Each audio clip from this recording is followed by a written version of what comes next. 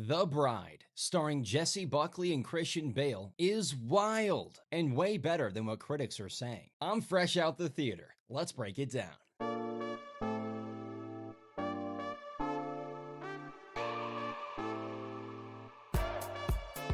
Alright, and welcome to the latest episode of What's Happening with me, Casey Foreman. The latest take on Frankenstein and his bride is now in theaters, and I'm here to say I really enjoyed it. When it debuted on Rotten Tomatoes with a score this low, I'm not gonna lie, I was a little worried. But this is 100% one of those situations where you go, screw the tomato meter. It's directed by Maggie Gyllenhaal. And this is a completely new take on Frankenstein. It's about bringing a murdered young woman, Jessie Buckley, back to life, but to be a companion for Frankenstein's monster, played by Christian Bale. This is her story, though, very much a tribute to Mary Shelley, who wrote the original Frankenstein.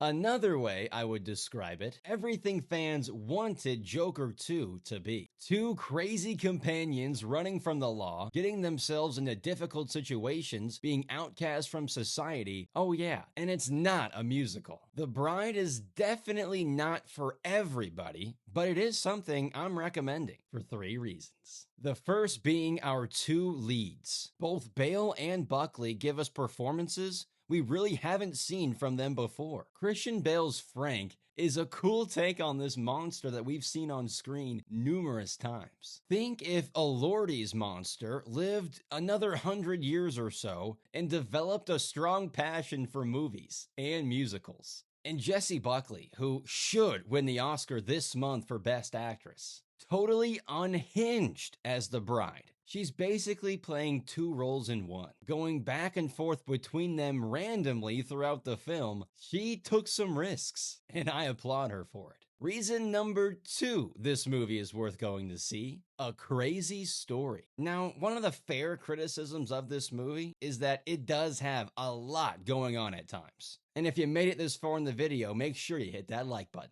And help us out on our current subscriber goal. We're about 170 subs away from 3.5K.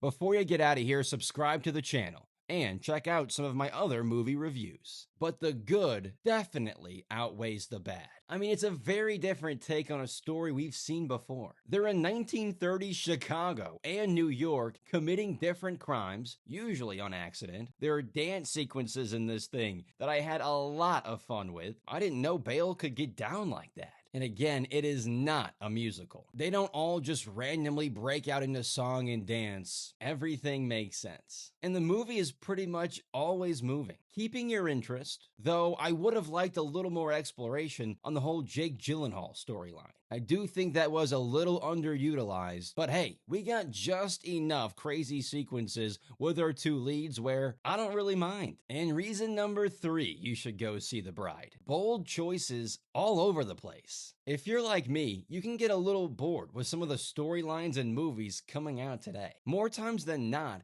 it feels like ideas get watered down to either not offend anybody or to reach a certain rating. Refreshingly, that is not the case with The Bride. Shout out to Maggie Gyllenhaal and our duo of Buckley and Bale. My rating on The Bride is a 3.7 out of 5. And it's because of the performances from Buckley and Bale, the crazy story, and the bold choices throughout. Don't listen to the tomato meter on this one. And make sure you get in the comments and let me know. Are you going to be seeing The Bride in theaters? Or is this one you'll be sitting out? Make sure you let me know. And while you're there, humor me for a second by commenting your favorite monster movie of all time.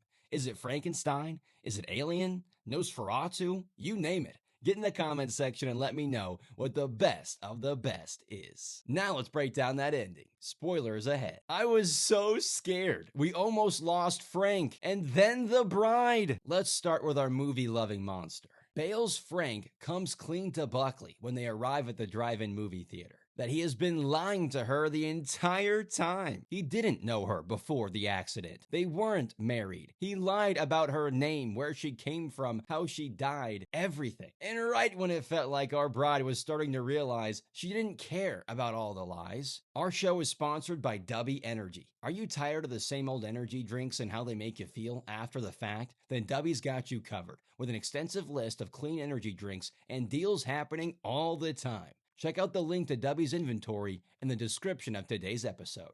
Go be better and get energized with Dubby. She actually just wanted to be with Frank. Bam! Police are on scene and a bullet is sent right through Bale's head, killing him right away. This version, clearly no Lordies, but would definitely be a better companion at the movies. Buckley escapes the madness with his body and gets him to the doctor, which reanimated her. Before the man who killed her, the prior version of her at least, at the beginning of the film, and police arrive, which ends in a wave of bullets heading towards the bride, killing her. Temporarily, at least. Before our credits roll, the mad scientist gives it one more shot to make both Frank and the bride alive again. And after a bright light and a shock of lightning, we see their hands moving once again until they feel each other. Our last shot is of the two of them holding hands. They are alive! But get in the comments and let me know what you thought about this ending. Did you like it as much as I did? Or were you hoping to see something a little different? Drop your take below.